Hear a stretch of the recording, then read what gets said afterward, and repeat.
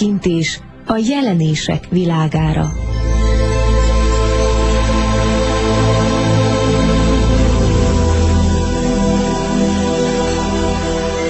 Fontosabb jelenések ismertetése és elemzése. Sejmes József atya műsora itt a Mária Rádióban.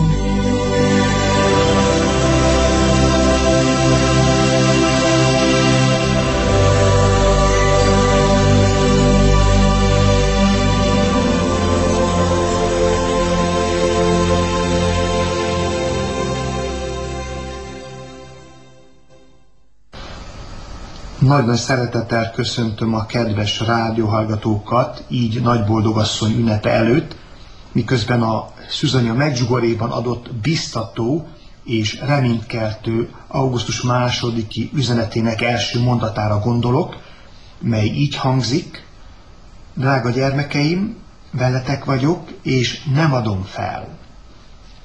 Tehát azzal a biztos tudattal készülünk augusztus hónap legszebb ünnepére, hogy a Szűzanya mellettünk marad egészen az utolsó lépésekig, a nagy megtisztuláson át, míg csak el nem kezdődik az ő szeplőtelen szívének beígért győzelme. Ennek az előkészítő folyamatnak része Fianca Betánia is, azaz az ott történt jelenések és üzenetek, melyek különös nyomatékkal szorgalmazzák a népek és a nemzetek közötti kiengesztelődést. A Szűzanya is így mutatkozott be több alkalommal ott: a népek kiengesztelődésének asszonya vagyok. Ezzel a műsorral befejezném a betániai jelenések rövid ismertetését, és majd folytatom egy olyan jelenés sorozattal, mely egészen közel áll a szívemhez, és mely jelenések majdnem mindegyikén személyesen is ott voltam. És ez nem más, mint Szőkefalva.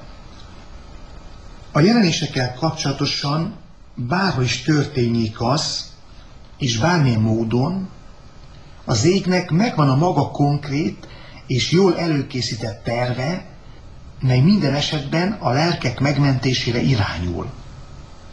De ezek a jelenések nem a levegőben lógnak, hanem van egy vagy több konkrét személy, akiket Isten választott arra a feladatra, hogy továbbítsák az ő sürgető üzeneteit. Igen, sürgető üzenetek ezek, azaz Isten rendkívüli beavatkozásai egy olyan világban, ahol a bűn valóban elhatalmasodott, és ez arra kényszeríti a mennyet, hogy megnyissa a kegyelmek rendkívüli csatornáit, hogy túláradjon a kegyelem. Ennek a rendkívüli kegyelmi túláradásnak lehetünk nap mint nap tanúi, amikor egyik látnok a másik után lép felszínre, akiket Isten valójában azért küld, hogy segítsenek nekünk a helyes úton megmaradni. A látnokok ezen kegyelmeknek nem csupán eszközei vagy szócsövei, hanem egyben részesei is, és éppen ezért fontos kritérium egy jelenés kivizsgálása esetében az illető látnok erkölcsi élete. Bár megtörténhet per abszurdum, hogy a látnokok élete nincs teljes összhangban az általuk közvetített üzenetekkel, mely üzenetek valóban Istentől származnak. Ez kevésbé szerencsés eset, de egymagában mégsem elegendő arra, hogy teljes mértékben meggátolja Isten tervét, mert éppen az adott jelenések által akar elérni. Éppen így Júdás szerencsétlen esetesen tudta alásni az Úr Jézus megváltói misszióját. Bár lehet, hogy néhány embert visszatartott Jézus követésétől és tanításának elfogadásától, de Isten tervét nem tudta meggátolni. Ezzel csupán csak azt akarom világossá tenni, hogy a látnokok erkölcsi lazassága még önmagában nem elég ok arra, hogy egy Istentől származó jelenést hamisnak jelentsenek ki. Célzottan irányítottam a figyelmet a látnokokra, egyrészt azért, mert újabban ismert magyar és külföldi teológusok mocskolják Medjugorjét, a jelenéseket és a látnokokat, nagyon ügyesen megszerkesztett, szelíd hangvételű írásokban, ahol egy néhány komoly érv mellett tucatnyi valótlanság és rágalom található. Azt már nem tudom, és nincs is honnan tudnom, ha csak meg nem kérdezem őket személyesen, hogy mindez a rosszul informáltság, vagy pedig a rossz szándéknak a gyümölcse. Egy teológus esetében egyik sem dicséretes, de főleg nem a rossz szándék. Erről csupán csak ennyit. Ami ellenben a betániai látnoknő komoly, kiegyensúlyozott, szentségre törekvő életét illeti, arról nem csak a püspök tanúskodik, hanem mindazok, akik közelebbről ismerték őt. Ezek között található a sokak által jól ismert híres amerikai újságíró konvertita, a Michael Brown, aki Mária Esperanzával, a betániai látnoknővel interjút is készített. Most hallgassuk meg, hogy miképpen vélekedik Michael Brown erről a derűs és fáradhatatlan asszonyról. Idézem: még sohasem találkoztam életemben egy ilyen nagyszerű és kellemes egyéniséggel, mint a Maria Esperanza Bianchini. Éppen az Utolsó óra című könyvemhez gyűjtöttem anyagot, mely a szűzanya jelenéséről szól. Az ősz a vége felé járt már 1991-ben, amikor felkerestem őt a Caracasi szülészeten, ahol egyik unokájának világra jöttére várakozott. Mondanom sem kell, hogy találkozásunkat megelőzően telefonbeszélgetésben egyeztettük a helyszínt és az időpontot is. Meglepett igenlő válasza a helyszínre vonatkozólag, hiszen nem kevesebbről volt szó, mint egyik lányának a szüléséről. Ennek ellenére készségesen állt a rendelkezésemre. Alig elegyedtünk beszélgetésbe, jó mélyen a szememben nézett, és elkezdte sorolni életem jelentősebb eseményeit, pontos dátumokra és helyszínekre hivatkozva. Amikor befejezte múltam egyes eseményeinek a feltárását, szóval se tudtam jutni, holott mi újságírók nehezen jövünk zavarba. De most az egyszer, talán életemben először és utoljára is, torkomra akadt a szó. A következő napon már otthonában hallgathattam a rokonai és az őt állandóan körülvevő baráti kör elbeszéléseiből azokat a történeteket, amelyek Mária Esperanzával történtek. Többek között egy érdekes fényjelenségről is beszéltek, amely állandóan körülvette a látnoknőt, amikor éjszakánként a házi kápolnájában imádkozott. Aztán ilyenkor meg annyi rózsaszirmok is hullottak, mint a hópelyhek. Mária Esperanza előre megjövendölt egy eukarisztikus csodát, mely 1991. december 8-án meg is történt. A Szent Ostya az átváltoztatás után elkezdett vérezni. Ezt a csodát később az egyházmegye püspöke hivatalosan is elismerte. Én magam is többször éreztem rózsaillatot Mária Esperanza házában, míg ott tartózkodtam. A látnoknő jelenlétében egy megmagyarázhatatlan nyugalom, béke és öröm töltött el, amit még eddig sohasem tapasztaltam. Amikor második alkalommal látogattam el a látnoknő házába, egy éneket is komponáltam, mi az örömről és a mennyei boldogságról szólt, annak ellenére, hogy én egy zenei antitalentum vagyok. Amit máig sem tudok megmagyarázni, az nem más, mint az ő rendkívüli vonzó ereje. Csupán csak azt tudom, hogy mindig mellette akartam lenni, látni őt, és hallgatni, ahogyan beszél. A nézésében volt valami különleges szelídség, valami rendkívülen kellemes és nyugtató.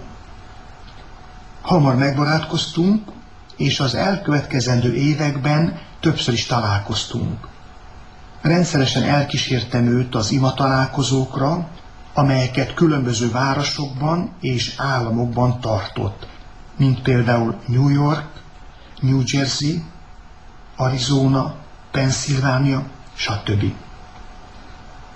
A vele való találkozás alkalmával nagyon sok természetfeletti, mondhatnám úgy, mennyei élményben volt részem.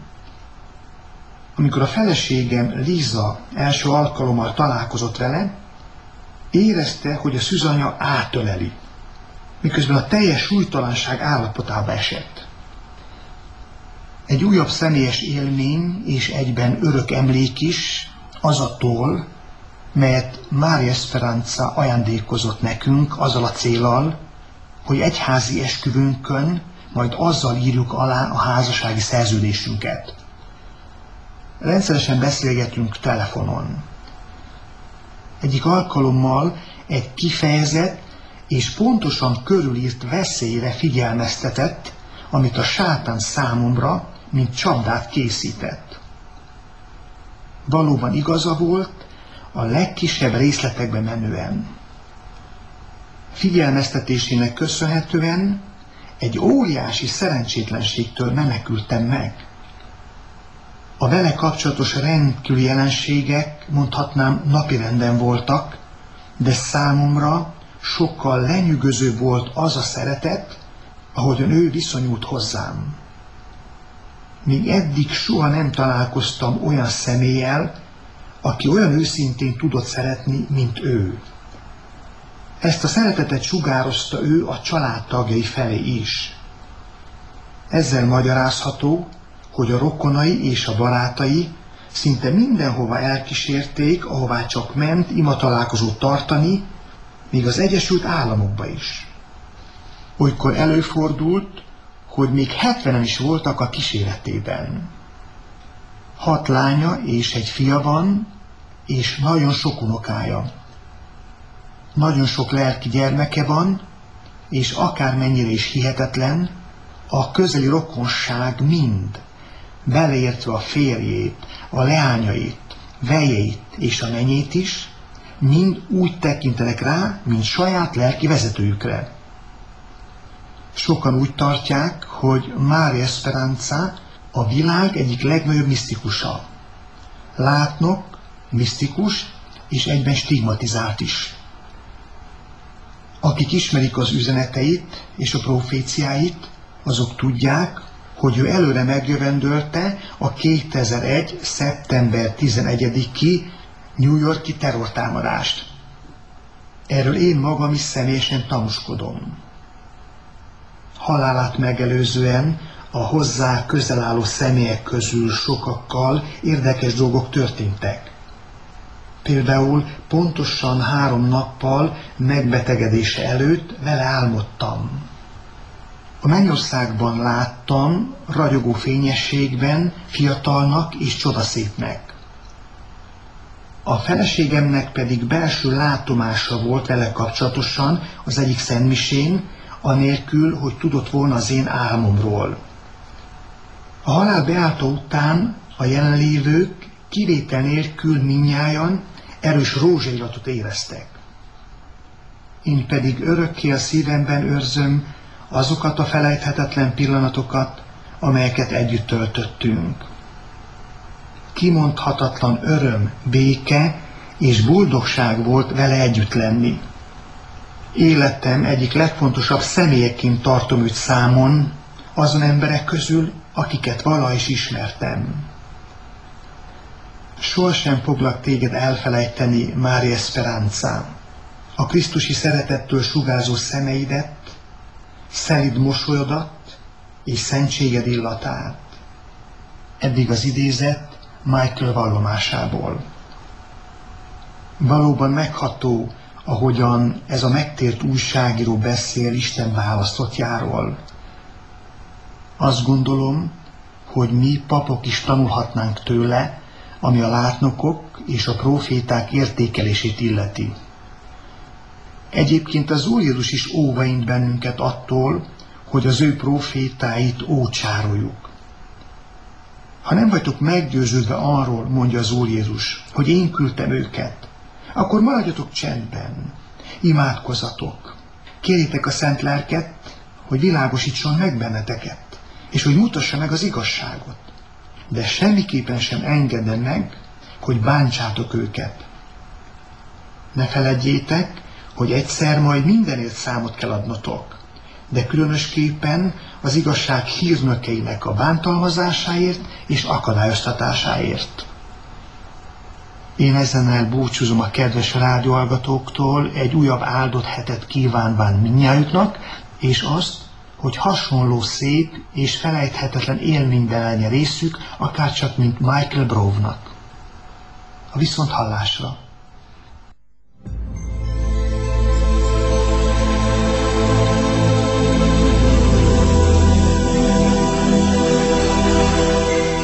Kedves hallgatóink, Sejmes József atya műsorát hallották, Kitekintés a jelenések világára címmel.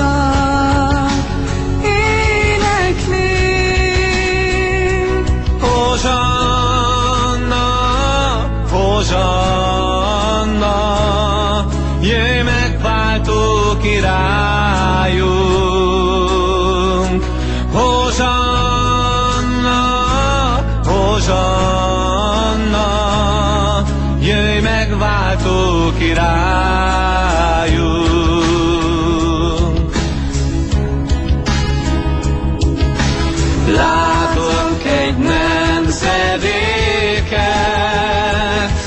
kik tudják, mi az elhívás, egy szent népet, mely hitben jár. Egy nép, mely minden harcát térden állva vívja meg, ébredést kér, és győztes lesz. Hozsanna, hozsanna, jöjj megváltó királyunk. Hozsanna, hozsanna, jöjj megváltó királyunk.